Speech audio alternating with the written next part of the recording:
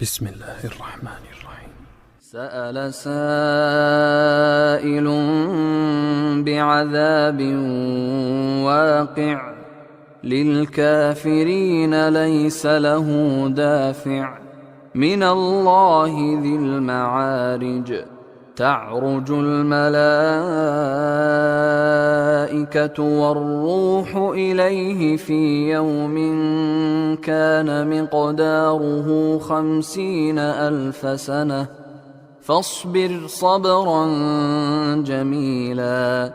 إنهم يرونه بعيدا ونراه قريبا يوم تكون السماء كالمهل وتكون الجبال كالعهن ولا يسأل حميم حميما يبصرونهم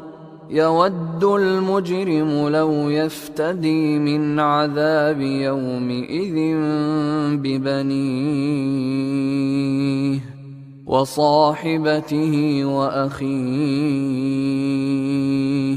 وفصيلته التي تؤويه ومن في الأرض جميعا ثم ينجيه كلا إنها لظى نزاعة للشوى تدعو من أدبر وتولى وجمع فأوعى إن الإنسان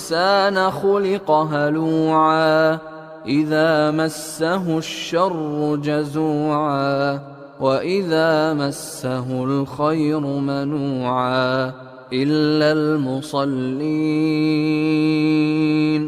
الذين هم على صلاتهم دائمون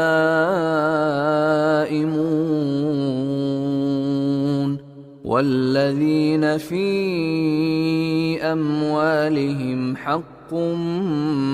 معلوم للسائل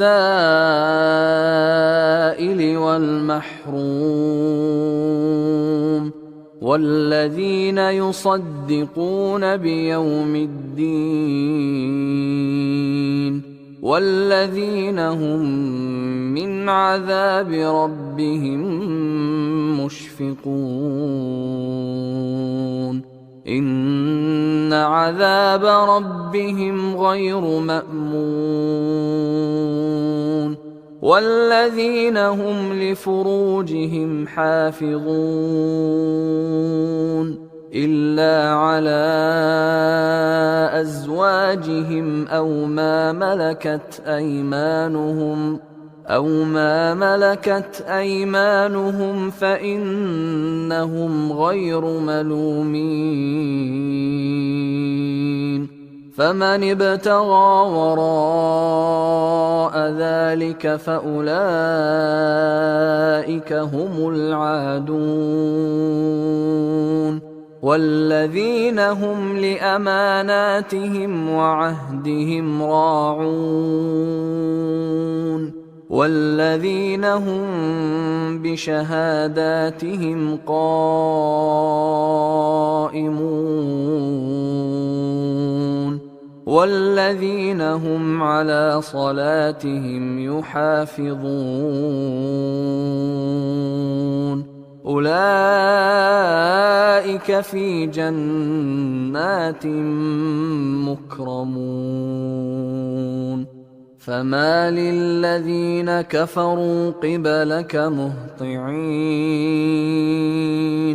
عن اليمين وعن الشمال عزين أيطمع كل امرئ منهم أن يدخل جنة نعيم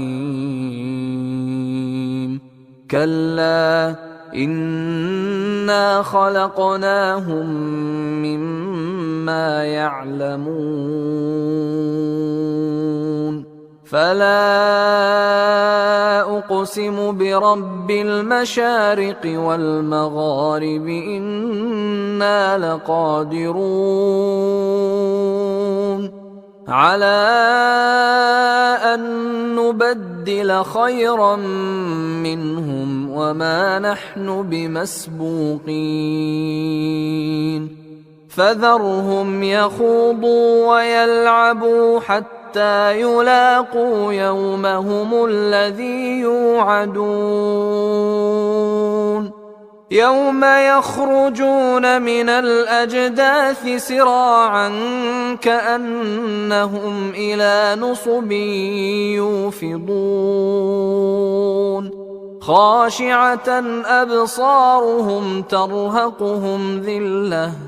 ذلك اليوم الذي كانوا يوعدون